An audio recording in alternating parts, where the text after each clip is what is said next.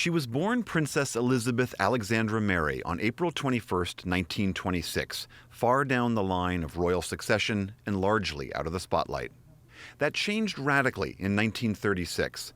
Her grandfather, King George V, died, and within months, her uncle, Edward VIII, abdicated.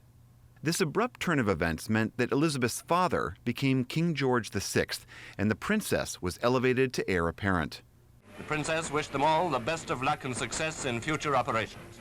As she grew into a young woman, she began taking on public service roles during World War II. And in 1947, she married Lieutenant Philip Mountbatten, a one-time prince of Greece and Denmark. Their ceremony was held at Westminster Abbey with some 2,000 in attendance.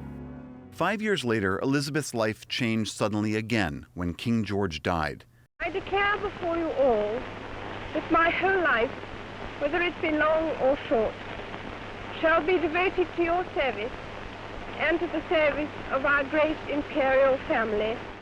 Her Majesty, looking radiant in her wonderful gown, leaves the palace. And so, at the age of 25, she ascended to the British throne. The coronation of Queen Elizabeth took place amid great pomp and circumstance, an event broadcast to the world on television for the very first time. Will you solemnly promise and swear to govern the peoples of the United Kingdom of Great Britain? I solemnly promise so to do. In those early years, the Queen and her husband, now the Duke of Edinburgh, started a growing family. Firstborn was Charles, the Prince of Wales, and heir to the throne. Then Anne, the Princess Royal, followed later by Prince Andrew, Duke of York, and Prince Edward, Earl of Wessex. Along with motherhood, the Queen also aimed to be a modern monarch and kept a busy public schedule for decades.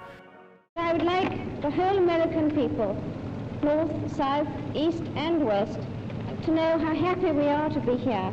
She met with world leaders at home and abroad and traveled extensively.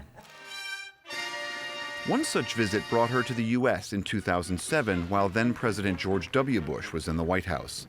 It is the moment to take stock of our present friendship, rightly taking pleasure from its strengths, while never taking these for granted. And it is the time to look forward, jointly renewing our commitment to a more prosperous, safer, and freer world. The Queen also carried out an endless variety of ceremonial duties and was a patron of more than 600 organizations and charities, from child welfare to environmental conservation. Through it all, she tried to keep her family's personal life largely out of the public eye, but the effort was increasingly in vain. In 1983, an intruder broke into Buckingham Palace and confronted the Queen in her bedroom. And in 1992 came a series of tabloid scandals. Tensions in the marriage between her son, Prince Charles, and Princess Diana broke open with reports that both were having affairs. The Queen's second son, Prince Andrew, announced his separation from Duchess Sarah Ferguson, and Princess Anne divorced her husband, Captain Mark Phillips. Finally, in November that year, a fire destroyed historic sections of the royal residence, Windsor Castle.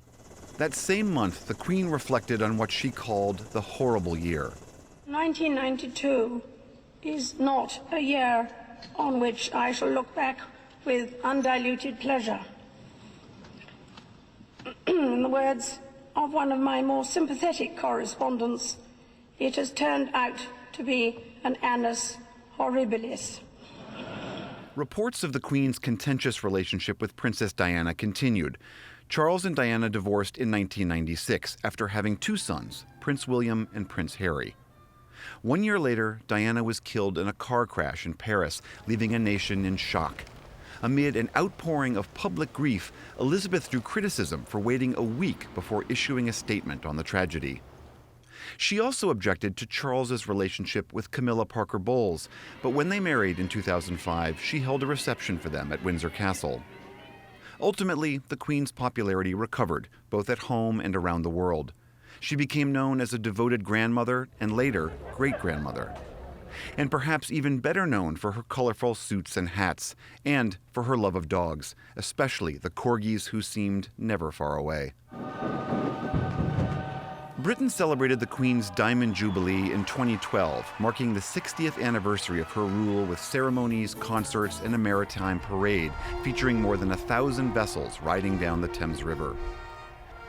3 years later, in September 2015, she officially became Britain's longest reigning monarch, surpassing her great-great-grandmother, Queen Victoria, who ruled for 63 years.